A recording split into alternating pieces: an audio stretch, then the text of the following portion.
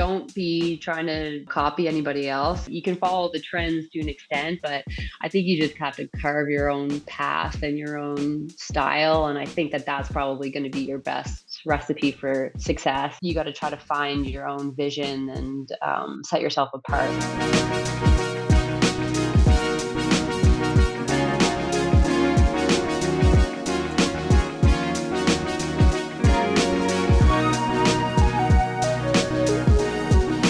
Welcome to An Entrepreneur's Vibes, the podcast that gives insight into the minds of visionary entrepreneurs and business leaders. Brought to you by The Right Direction, a leading professional and technical writing company based in North America. Each episode, we explore stories and experiences of those who dared to dream, took the leap, and built their own empires. Join us in uncovering the secrets to success and lessons learned along the way. So if you're just starting your entrepreneurial journey or you're already a seasoned business pro, you'll find inspiration, knowledge, and good vibes right here. Today, we have a guest whose passion for jewelry making has not only shaped her artistic identity, but also paved the way for her successful business venture. Our featured entrepreneur, Hilary Mackay, discovered her love for crafting exquisite jewelry while pursuing a BFA with a silversmithing major at the Nova Scotia College of Art and Design in Halifax. In 2010, she turned her artistic fervor into reality by founding Dreamboat Lucy, a brand that redefines everyday jewelry with its blend of affordability, uniqueness, and meticulous handcrafting. So please welcome our amazing guest, Hilary. Hi, welcome to the podcast. Hi, thanks so much for having me. And what are the vibes like for today, Hilary? Oh, well, it's a little Christmassy. We've got a Christmas tree up in the studio I can now, see so we're that. setting the scene for the holidays. So we're in the It's really studio. Oh, Wow. sorry. Yeah. Yeah, this is the Dreamboat Lucy workshop. A new space to me since April, so it's really been a nice change for the business here. That's amazing. And I just want to get right into it. Like, could you please tell us about like Dreamboat Lucy and how Mhm. your passion for jewelry making evolved into this new business that you have? Sure, yeah. So originally, the business started between my sister and I in 2010, like straight out of university.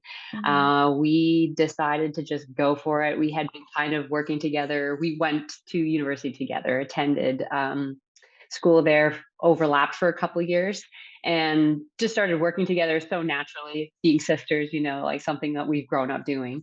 And we decided we wanted to pursue our passions. I was focusing on jewelry, my sister on clothing at that time. And obviously, both of our interests went hand in hand with clothing accessories. And we decided to participate in Toronto Fashion Week. So that really was the starting jumping off point for us to go into business together. And from there, we moved to different provinces. We lived in Calgary together, and that's kind of where things sort of took off for us. And then eventually, we just were going in two different paths. Her focusing more on bridal, and me more everyday wear. So we sort of decided that it was better for both of us to just kind of focus on both sides of the business separately. And then I moved again to Halifax with my husband and my daughter at that time, and really grew the business from there. And from there, now I'm in Prince Edward Island, and things just keep changing and evolving, and we're just kind of riding the wave. That's really great. And how was the dynamic like with your sister? Because I know a lot of people who would want to get advice as to, how to like work with family members or even friends. So what Hmm. was your dynamic like? Mhm. It's tricky. I mean, it's obviously not easy. We're so close, like just the best of friends, and we are still to this day. But I think that always gets tricky when it comes to like the business side of things. And I feel like for us, that was starting to affect our relationship a little bit. We're both super creative people, and that's what really brought us together. But at the same time, our heads are different when it comes to the business side of things. And I think for us, it was kind of, we were starting to not enjoy the business side of it as much as, and we valued our personal relationship too much to let that interfere. And I think that is part of the reason that we decided to go separate ways. Well, I'm so glad that you still have a really great relationship. But on the flip side, like I really love the name Dreamboat Lucy. Could you tell us Oh, about thanks how so you much. figured that out and where that came from? Yeah, so like I was saying, we wanted to participate in Toronto Fashion Week, and at that point we didn't have a name yet, so we really just brainstormed writing down all these words and phrases and things that we connected with, and we always use the term dreamboat as like, something cute or cool or somebody that has that vibe, that Mhm. energy and look that we connected with. And so we really ran with that. And then Lucy, we just were like, that's our girl. That's our it girl. Like she's like going to be kind of the muse for the company. Is Lucy like an actual person you guys know, or it's not No. just like a muse that you created? Yeah. We Okay. just could, Dreamboat Lucy. Like she's She's got what that everybody girl. wants, Yeah. Yeah, she's that girl. I Totally. That's amazing. I love that. And could you tell us about like how your education at the Nova Scotia College of Art and Design influenced you into your jewelry design making and your entrepreneurial approach? Absolutely, yeah. So they really focus there on the creative aspect of jewelry making, or just most of their disciplines. But there's a really good foundation in their skill and the craftsmanship too. So I feel like I just really took advantage of the fact that while in school you can be as wild as you want with like your designs. There's nothing riding on it. You're not trying to sell them or anything or market them to anybody. So from there, I kind of just what I just did that. I was like, really playful in design, and it's so fun to be able to make that your priority. And then having that good foundation for like the skills and, really learning how to work with the metals while you're in school and having that foundation really was able to lead me down the path to market things and sell them in stores later on.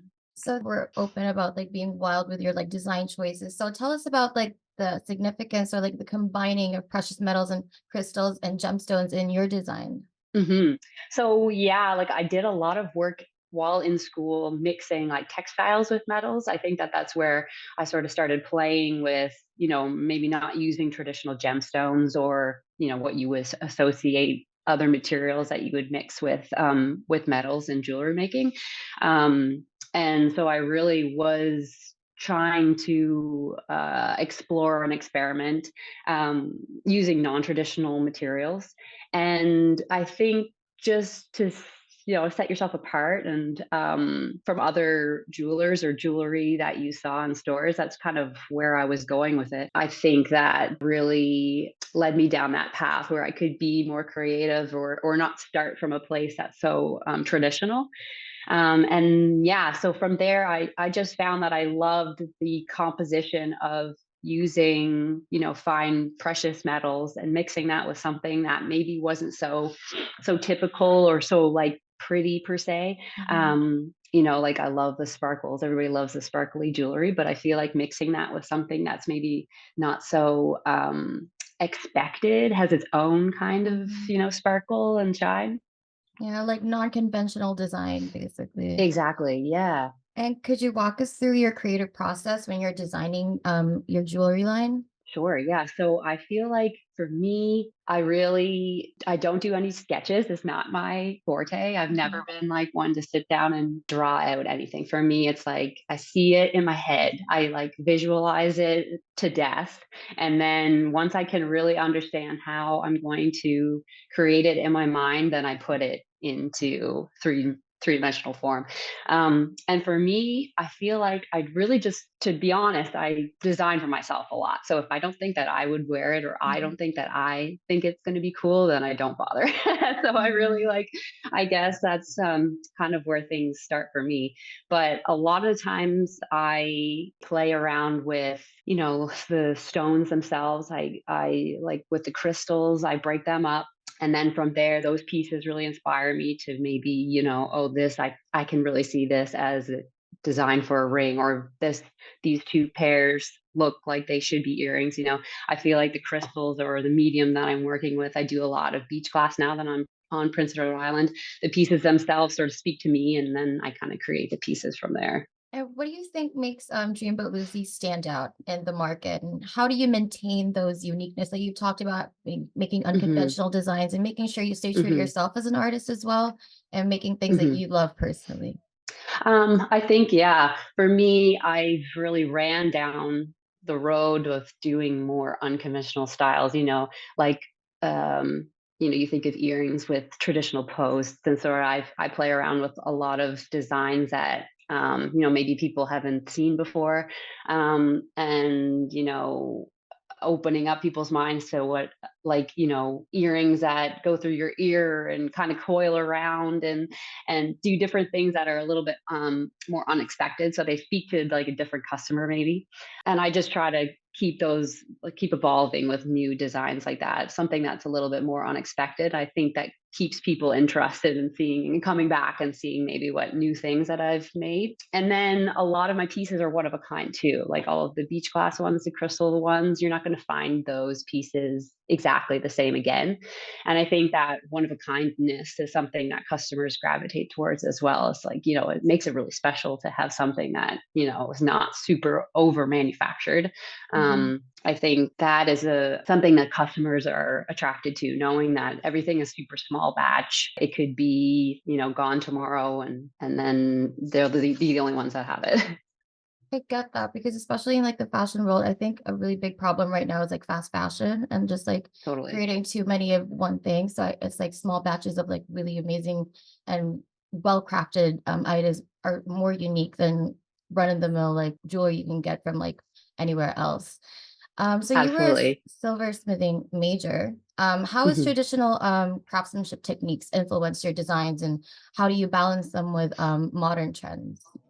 Um, I think, like I said, like NASCAD really gave me a good foundation on, all the skills you need to create timeless pieces and pieces that are going to last. So I think that that's something that I definitely carried forward.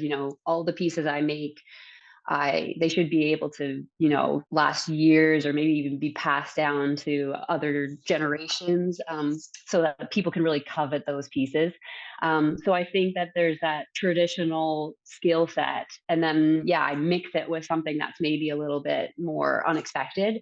And I think that right now, what I'm sort of exploring is with my beach glass things, using a traditional, what's called a bezel setting, but then I've sort of put my own flair on it, where I do a few different techniques that I've sort of just been able to experiment with myself and create something new that I haven't seen anybody else do. So that's really fun too. Is just, you learn the basics, and Mhm. then after years of doing those and perfecting them, you can really just start exploring on your own and feeling confident that you can do something like that. It's amazing. When you know what works, you can now be experimental and stuff like that. So, Yeah, 100%. Yeah. so you've been in the industry for over a decade. How do you stay inspired and continue to be innovative in your designs? hmm Yeah. I think that, again, having a lot of my pieces be one of a kind, it's like, okay, once it sells, you're like, now I have, the freedom or the confidence that people are liking these things, and I'm just going to run with it. I think it's just more opportunity to play around with new designs too.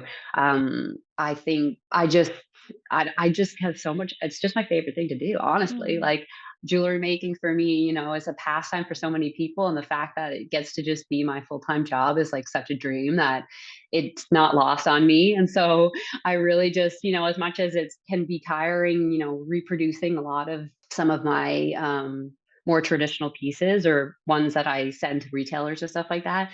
Now I try to make a piece a day that's just something fun. And I sort of keep that in the mix of my regular routine of other jewelry pieces that I make. And that just keeps things so exciting. Yeah.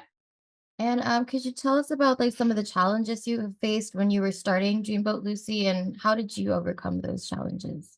Oh gosh, I really think mostly it was just we had no idea what we were getting ourselves into. I think it's just we had this background of, okay, well, we know this, we have the skills to make pieces, but other than that, we had no idea, like literally no idea on the business side of things. So with so much trial and error, I feel like it's still just trial and error. Obviously, I've learned a lot in the last decade doing this, but with every success comes like a new challenge. I think that it's never not hard, it's just hard in new ways. Like, I think the more successful you become, the more pressure there is to, stay relevant, and the new challenges with growth. And I think it's never not easy. I think it's just different, like difficult in different ways. So I think that, some of the challenges I've overcome were, starting it off and it being like a passion, but then really turning it into a full-time career. That was like probably the biggest challenge, when you're like working and it's really just your side hustle. I think that that was like one of my major goals for a long time, was just to, be solely dependent on the business. And then once that happens and you just continue to set these new goals for yourself, entrepreneurship is not for the faint of heart. There's just like, you just have to stick it through.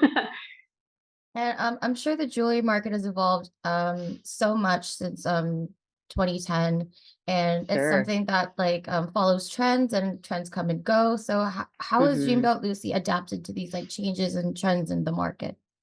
Hmm. I think just trying to stay unique is more so where like my head is at. Obviously, if there's like, I feel like, there were like statement necklaces were a big thing, and then it goes to like dainty jewelry, and Mhm. then to an extent you have to follow those things. You want to stay with like the major trends, but for the most part I don't try to follow trends too closely, because then again, you're just sort of, you're looking like everybody else. So for me, it's more so just trying to stay true to like stuff that I think is I think is cool and that I would wear. And I feel like I just try to really trust my own aesthetic. And if I think that, I hope that I have like good taste and that people think that's the case too. I believe they do. I mean, you've been in the business long enough and you've stayed really true to Hmm. yourself. And how have you been able to like balance, being an artist and being an entrepreneur when you're running Hmm. this business? Yeah, it's such a tricky balance, because obviously, my strength is like the artistry part of it. But in order to be successful, the business side of it is, if not, more important, because you can be like so talented, but if you can't market it, then I mean, what's the point, really? So I think that the business side of things has been such a learning curve for me, and just putting yourself out there is tricky, especially when it's your own artwork. It feels like so personal. Mhm. So I think that really just leaning into those avenues that you can, like social media, and those platforms have been so influential in my success. Just trying to get as many eyes on my pieces as possible, as what's really helped the business. That's amazing. And I'm so happy that you found those like avenues in social media. I actually found you from TikTok. So that's how Okay, cool. yeah. So that's pretty amazing that that's been working for you. And besides Hmm. that, like what else are the most rewarding moments that you've experienced, while you're running Dreamboat Lucy? I guess, seeing like returning customers is always so gratifying, like I was just at a market recently, and like you're like, oh, I don't know if you heard of us before, but you kind of give them the rundown of what the business is about, and they're like, oh, I'm actually like, I've have a lot of your pieces. So hearing that is like so gratifying, and just like feel so good that you're like, oh, okay, like these are real people who are returning customers, or know about us. It's so, the support is like unbelievable. I think it just never gets old.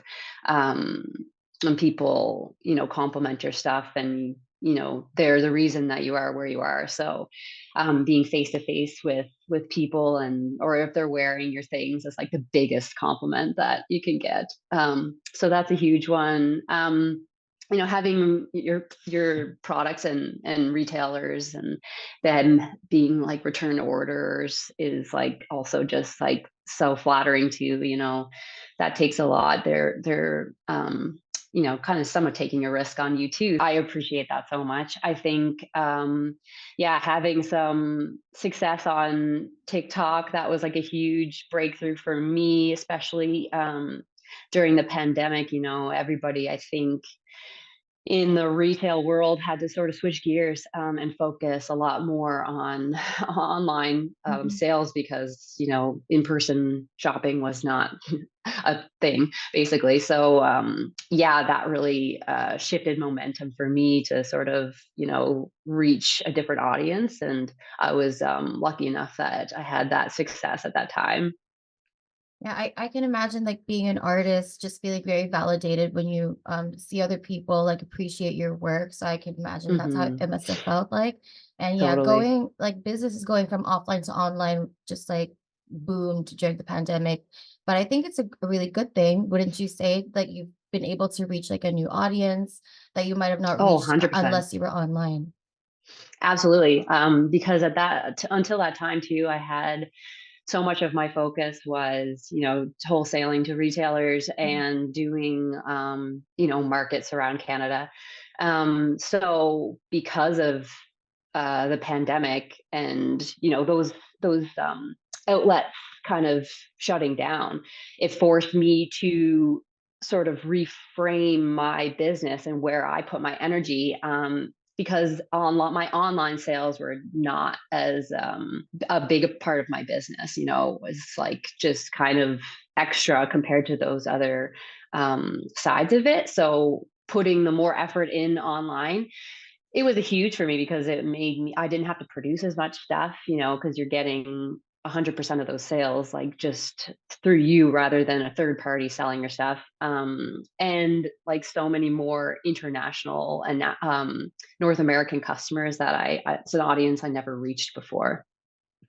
Would you have any advice for other entrepreneurs? Because we're talking about like challenges and unexpected challenges and opportunities are always bound to come when you're running a business. And when Hmm. those things Hmm. happen, what advice would you give to other entrepreneurs?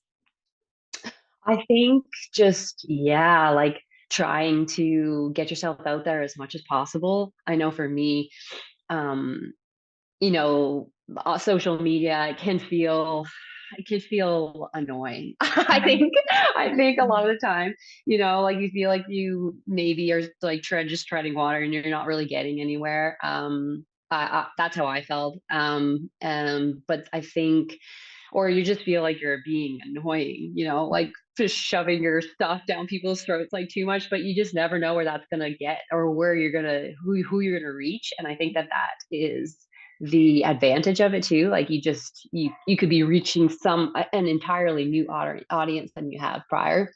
So I think just like continue, just like keep at it. I think that is really just the best advice for any entrepreneur is just if you really what you want to do, you just have to just keep at it. Is like, you know, I'm sure everybody's heard that advice 100 times, but I think that's really how triumph is just to, you Keep just keep going. going. Yeah, Absolutely. I agree. So let's talk about sustainability and ethics. Could you discuss sure. the role of sustainability in your jewelry making process and how it aligns with contemporary values?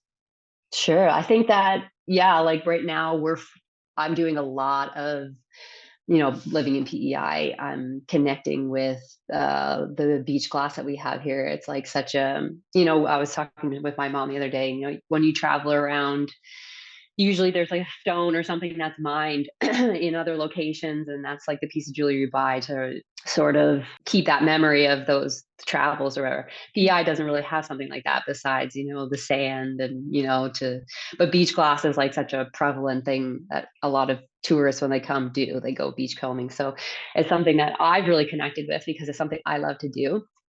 And I'm so fortunate to have to live close by where it's something that I can do like on the daily.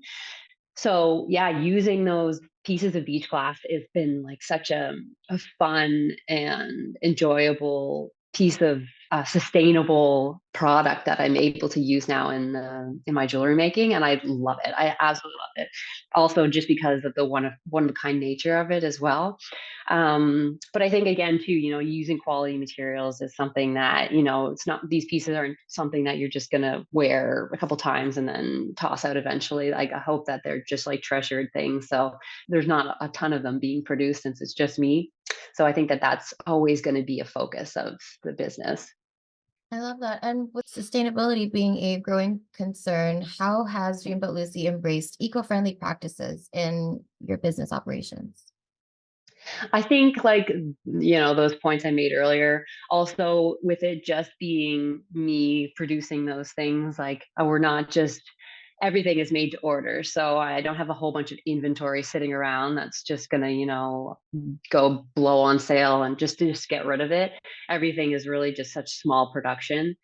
So not a ton of material is being used.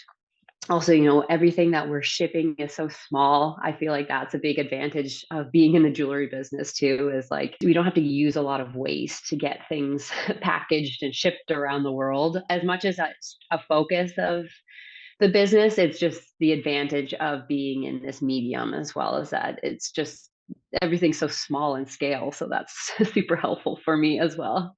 Yeah, the business itself is naturally sustainable. Exactly. I'm getting, Yeah. yeah. And could you tell us about how you approach marketing and promoting Dreamboat Lucy, especially now in our digital age? Sure. Yeah. Like I said, I really use social media as like a big tool for marketing.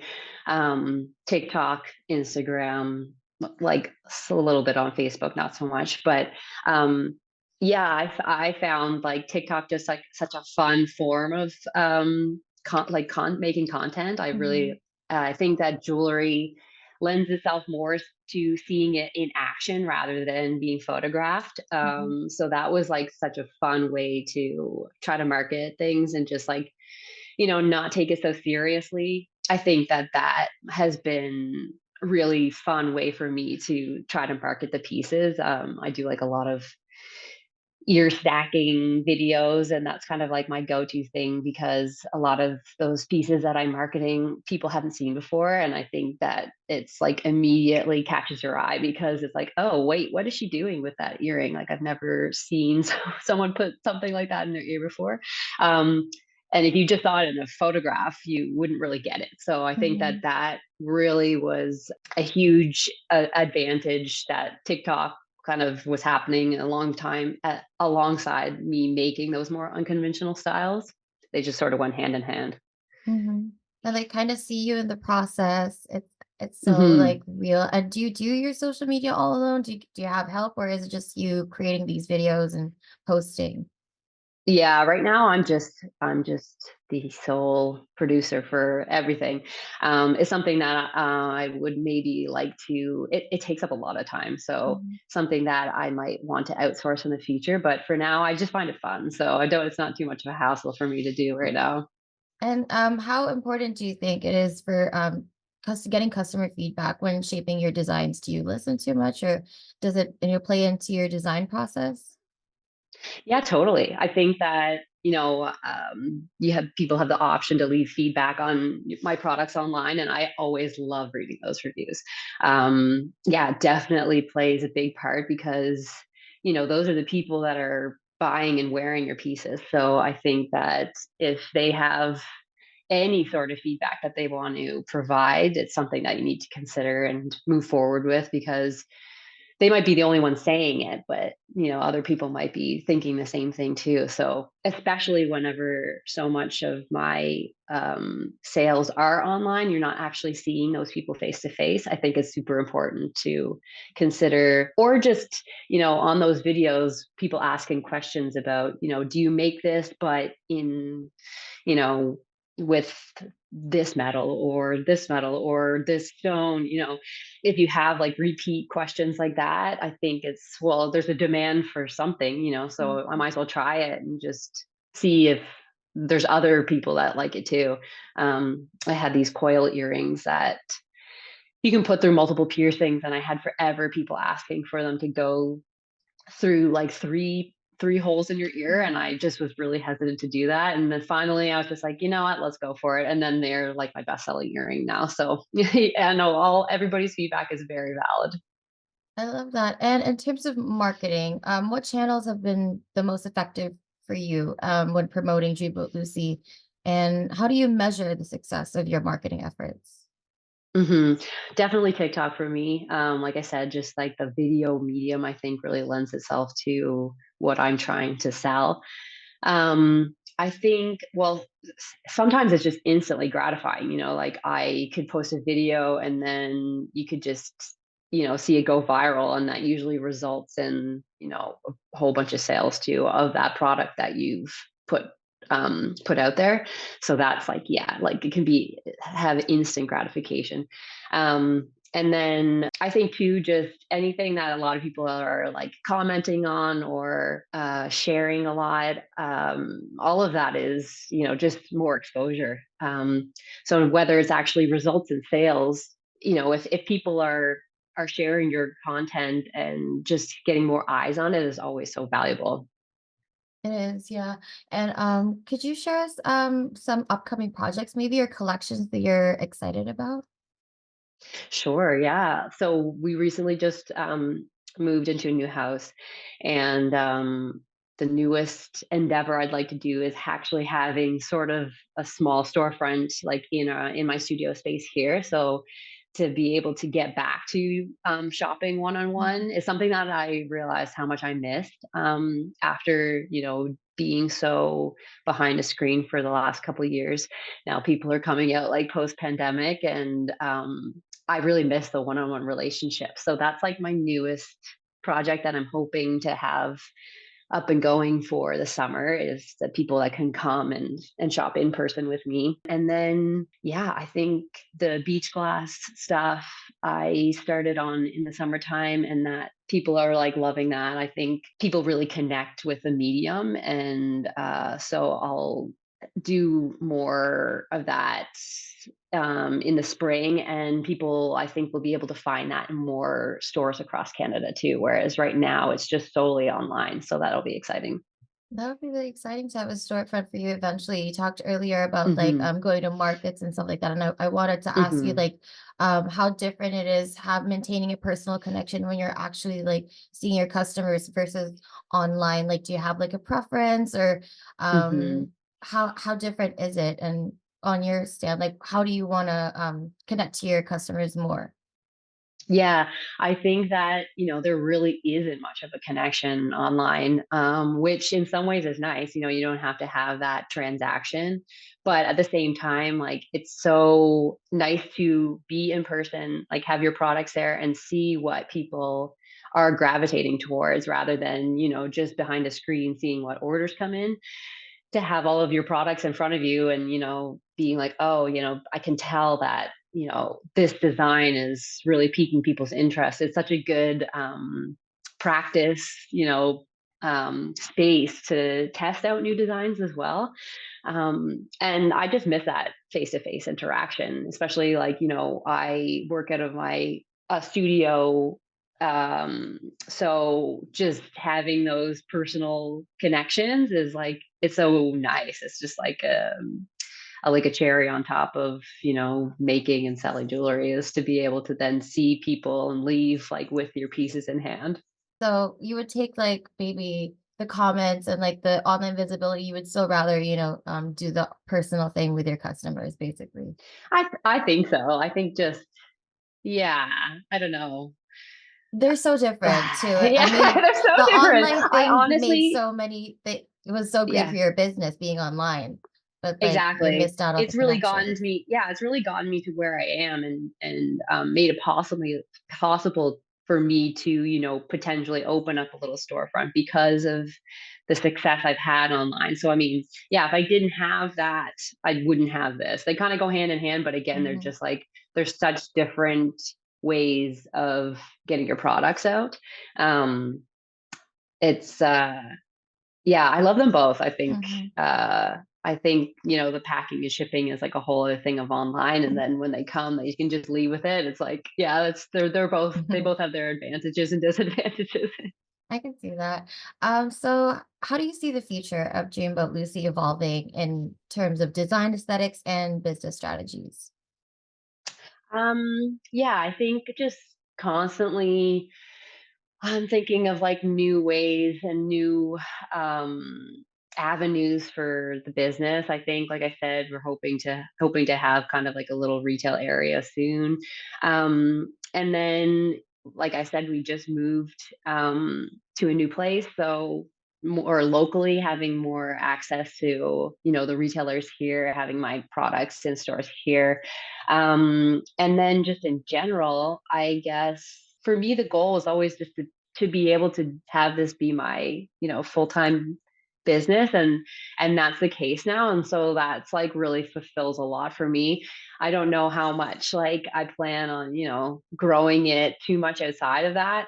Um, I sometimes wish that I had help, obviously, like it's a lot to try to do on your own. But then with help comes like, more complications too sometimes.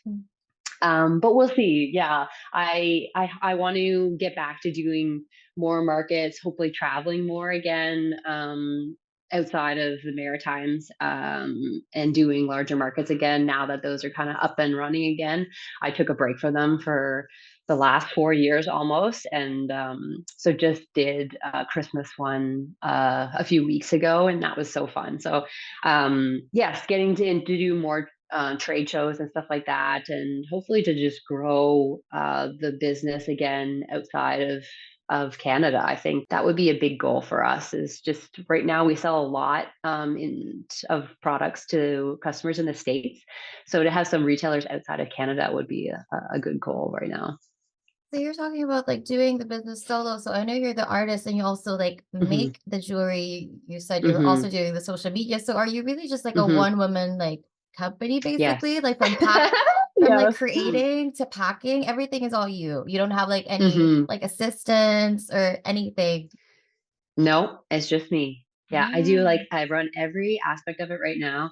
Um, and I think, to an extent you could only grow so much doing that. Like I know that. I think also too though, we've been busy like creating a family. I have like two small kids. I have a 4-year-old and a 2-year-old. So the business obviously takes a back seat whenever you have newborns, and now they're a little bit older and they are in care during the day. So I'm able to focus a lot more on the business, but it's hard when everything just can change in an instant. mhm. And so, yeah, they've been really my focus for the last few years. And so to try and really put the business at the forefront of my thoughts, and like, it's been really nice these last few months, like getting the new studio space, and that's really encouraged me to think of other ways that I can grow the business too. Yeah. I mean, and considering because you don't have anyone else to like, I guess trust with the business, like, how has it Hmm. been like being like a new mom and how do you balance Hmm. everything? It seems like a lot for just one plate. Yeah, it can be super overwhelming. I have like such a good support system. My husband's amazing, and my family is amazing. My mom and dad, and my sister is a big support too. Still, we talk. She's doing the same thing, so I think that we still have so many similarities and can relate in so many ways on that side of things. But I have some friends that are entrepreneurs as well, so it's just nice to be able to chat with them, and we all have are going through the same thing, but it is a lot. It's like it's hard to turn it off. I think that that's probably one of the biggest challenges, is that for me, my work never leaves my brain. I think it's just like I'm just always thinking about it, especially with having a studio in the home. It's like I could just Mhm. always come in here if I wanted to, Yeah. which is like such a blessing, but also kind of a curse. Um, so yeah, it can be really stressful, but at the same time, like I don't know what I would do. Like I can't. Literally I'm living my dream right now, so I can't complain too much. Amazing. And can you share like a valuable lesson or a piece of advice that you've learned along the way that you wish you knew when you started? Oh gosh. Um, I think kind of what I was saying earlier about it. For me, it's never really gotten easier. Like it's just different. I think, like I said, it's just going to be challenging in other ways. You reach one goal and that just drives you to reach another one. I think it's just always going to be a work. I don't know if there's any sort of like measure of success. I think you're just always going to want to try and, One outdo up yourself. yourself. Yeah. Exactly. And because there's no one above you like patting you on the back, like you kind of have to do that for yourself, Mhm. which it can be really difficult. It's like you don't get that gratification from someone else telling you like good job. I think that Mhm. that can be like a struggle, or like how to measure your success, like you're not getting like someone telling you your yearly goals. You have to do all that yourself. Um so I think just to be like kind to yourself and don't put too much pressure on yourself. Mhm. And again, yeah, you need to really have a good support system, I think, of either people around you that are doing the same thing, or just, people that you can talk to and they can just listen. I think that that's Mhm. really. I don't know. My husband I wants me to talk so much to him about work, but he's just such a good ear for me, and he'll let Mhm. me talk about it as much as I want. Yeah, and sometimes you just want an outlet, right? Because you're already in your Totally, head. Yeah. So you just want someone else to exactly. You hear just your need to, thoughts. yeah, 100%.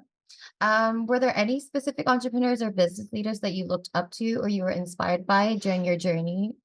I don't know like specifically one. I know like just like in, peers of ours that we've seen, establish themselves and are still around. I think at this point, like that's just something to commend, is just, sticking it out. And I have a friend here. She's a local potter, and she took over her family business, and we've become buds. And it's so nice to be able to talk to her about, the challenges that she's facing, and sort of like living up to the legacy that has been left behind for her.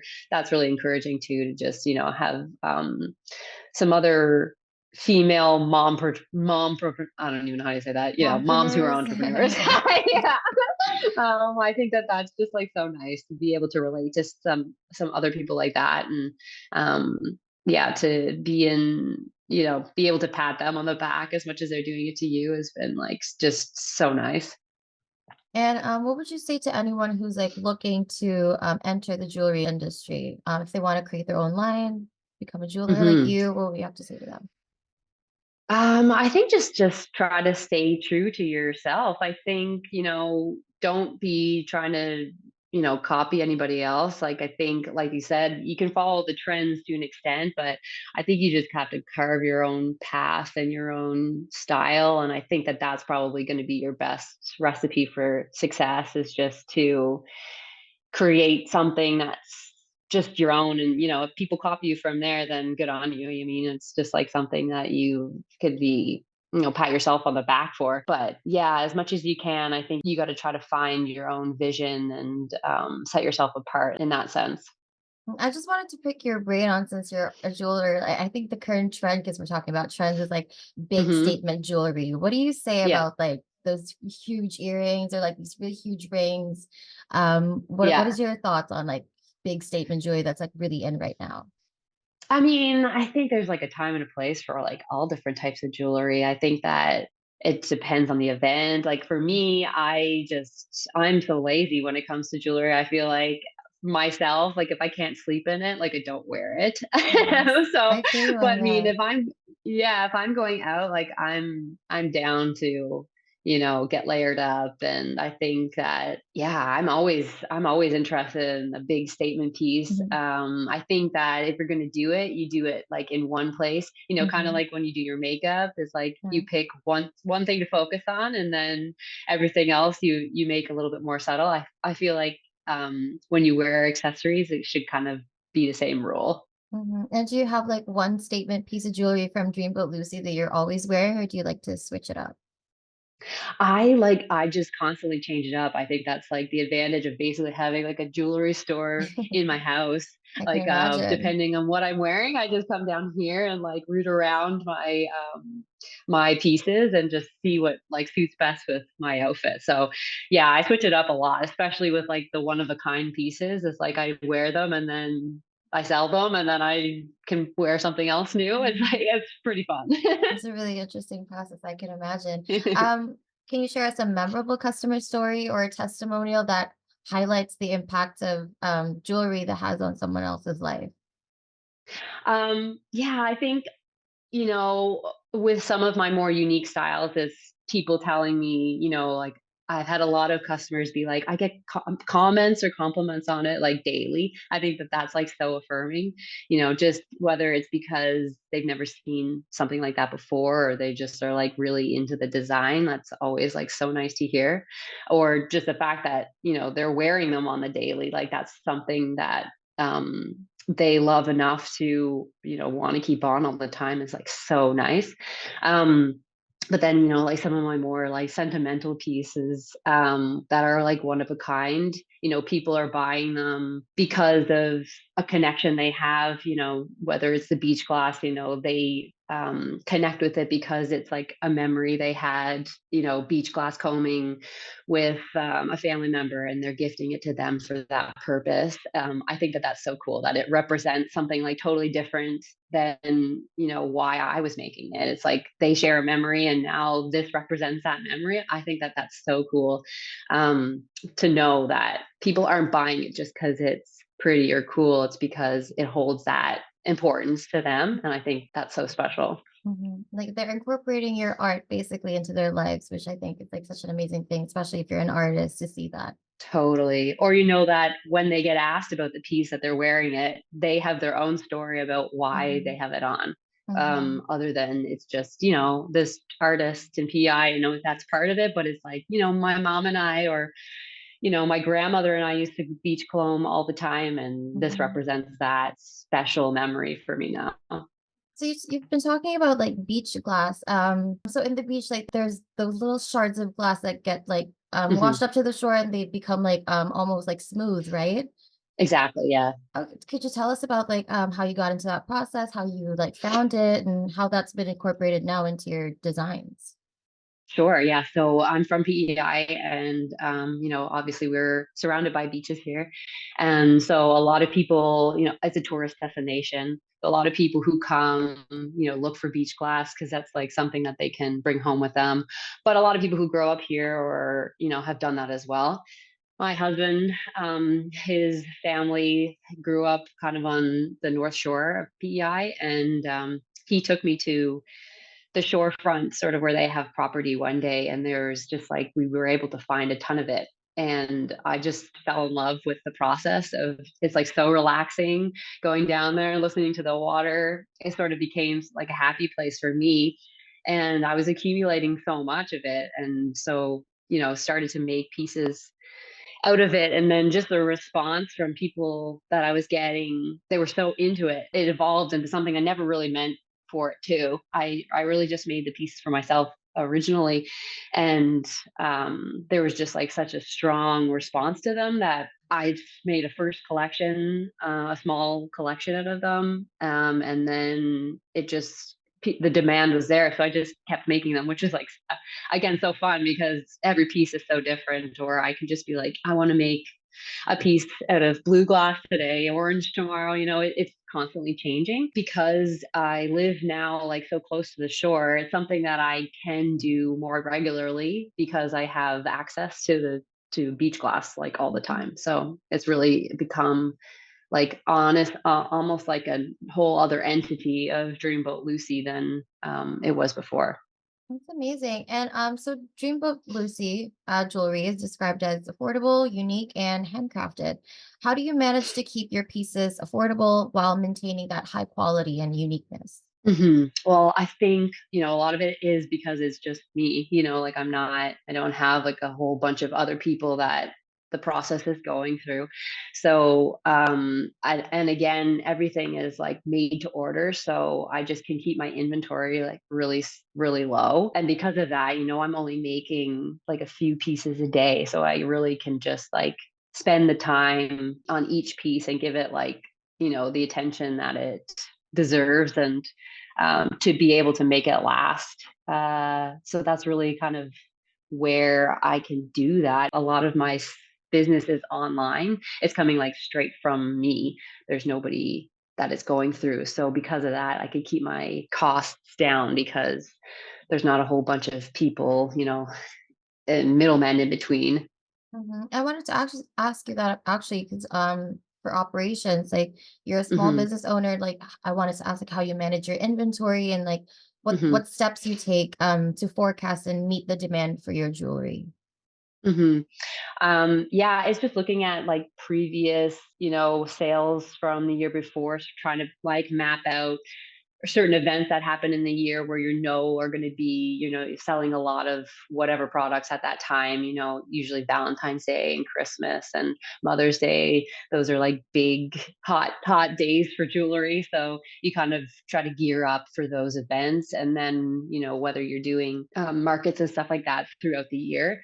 Um, I try my best to forecast those things, but as much as I try, then something unexpected could happen, like something going viral on TikTok, and then you're like, oh my God, I'm not prepared to make, 100 pairs of these earrings that I just, posted on a whim. Um, so yeah, I do my best. It's not something that I am great at, is like inventory is, but yeah, as much as I just basically try and keep in stock the materials I need to make like my best selling pieces at all times. Has that ever happened to you where there was like a too much demand and you couldn't supply? Has that ever happened to you? Yeah, a few times. And so I'm like rushed trying to get some of the supplies I need, which I get from the States. So it usually doesn't take too long, but you just never know. There could be something happen and your Mm. package gets delayed, and that's like very stressful. Now I keep that in mind when I do posts that anything has the potential to go viral. So you want to be prepared in the sense that if it does, that you can fulfill a whole bunch of orders if you need to. And can you discuss any experiences or strategies you've employed to manage growth while maintaining the quality and uniqueness of your jewelry? Hmm. Yeah, for me, it's just like I'm constantly shifting gears. I feel like I never stay too stuck on one particular thing. For me, right now, like I've been focusing a lot on the one of a kind stuff. So the growth for me is just expanding into different collections, I think, which reaches like different customers too. I think my one of a kind or my unconventional earrings, that's like a whole different clientele than, the crystal pieces are, than the sea glass pieces are. So I feel like right now for growth, I'm almost creating like three different collections that cater to three different clients. So yeah, I think for me, rather than trying to expand so much in producing a whole lot, I just try and expand in the designs themselves and see Mhm. what is reaching different audiences. Yeah, you're talking about like having different collections. I wanted to ask, like, do you have like an evergreen like collection that you keep making? Because obviously over the years, I'm sure like the trends have been changed and like your designs have changed. I'm not sure if you Hmm. keep certain designs always in stock, or do you have a Yeah. line like that that's just like we'll have these forever? Yeah, I mean, there's like a few pairs of earrings that I've had for in my roster for, the last decade, that they're just like little simple earrings that like anybody could wear. They're affordable. You could buy them for, like a 12-year-old, but also for like your mom. I think that they just reach like a broad range of customers, and they're just like the perfect little gift, like there's something that any retailer could sell like up at their cash register, like they don't break the bank. They're between like 20 to 40 bucks, I feel like is like the sweet spot for just a pair of like, little earrings or something like that. So yeah, those I have had designs like that I've had around forever. And then there's other pieces that I, take a break from and then we'll bring back, and then people get excited about them again. I think that that's important too. Like with any brand, you see that, they have an iconic style and then, might go out of style for a little bit, but then they revive it and everybody's excited about it again because it's back, or they change it slightly. Because if it's successful once, typically it will be successful again. Yeah. And is there a piece of jewelry from Dreamboat Lucy that you're really proud of and is like your favorite piece that you've created? Probably the coil style earrings. I think just because I haven't really seen that before. So just the fact that I came up with that design myself and ran with it and, have sold like hundreds of those at this point. I think that just the quantity of those that I sold, I think for being a style that's not, seen all the time, those were like, it was such a they're a fun piece to create. And the fact that other people are like loving it too was really exciting. The intersection of art and entrepreneurship is unique. How do you navigate the business side without compromising the artistic integrity of Dreamboat Lucy? hmm yeah, it's really tough. Like I was saying, it's a really tough balance. I think that for me, I'm always going to focus more on the artistic side of things because that's my strength. And, if the business side is not something that I've gotten better at for sure. But I think that for me, the quality and craftsmanship is always going to be my priority. And so the business side is something that it just comes, as a part of a necessity, obviously, to like sell your products. So yeah, I'm always going to focus more on my craft. And then because that's my focus and because that's where I'm putting my energy, I think that hopefully I can keep the business side as like not my main focus because the products will just speak for themselves to an extent. Yeah, I definitely see that because you always talk about like putting the creative and artistic part of you first and foremost. And I think hmm that actually translates to how, successful your brand has been and how many engaged people you have like in your online community. And I think that's like hmm some things other entrepreneurs maybe overlook. They go into a business and think, oh, I want to do this for the money. I want to do this for, the Yeah. profit. But you do Yeah. this for the passion. And I think hmm I think it speaks for it. You're totally right. Like the product speaks for itself because that's where you put the Thanks. focus in. Yeah, I Um, mean, I think if you want to do something, you want to do something forever. I think that that's got to be the driving force is just because you love to do it, not because you want to make a lot of money doing it. Money's money, but happiness is like a whole, it's the goal. yeah, I agree. So this is our last question. Before we leave, I always just like to ask this to our guests. What are the vibes looking like for Dreamboat Lucy in 2024? The vibes are exciting. I'm like really looking forward to what's to come. I think that I've got some plans in on my calendar that I think will be new and exciting. Like I said, we're just kind of getting ourselves settled here in a new house, and that always takes time to sort of get things going. But I think we're there now, so now I can sort of put some of those plans into action. And so, yeah, I think you'll just see me out and at events a lot more in person, hopefully in 2024, and I don't know. But besides that, it's again, I kind of just like to ride the wave and not like push anything too hard. You got to test the waters and see what people are into and then kind of go from there. Amazing. Thank you so much, Hilary, for being here. Thank you so much for gracing our podcast. Is there anything you'd like to say to our viewers before we end this podcast? I don't know. I guess just for thanks for tuning in. Yeah, besides that, follow along at Dreamboat Lucy on TikTok. And if you're more into seeing like my house and personal, I post more of that on at Hilary Mackay on TikTok as well. There's like two totally separate accounts there. So yeah, I'd love to have you guys check out my things there. Absolutely. We'll put all of your like links up and tell everyone to go visit dreamboatlucy.com for unique and special jewelry. And thank you everyone who listened to us today. This has been your host, Patricia.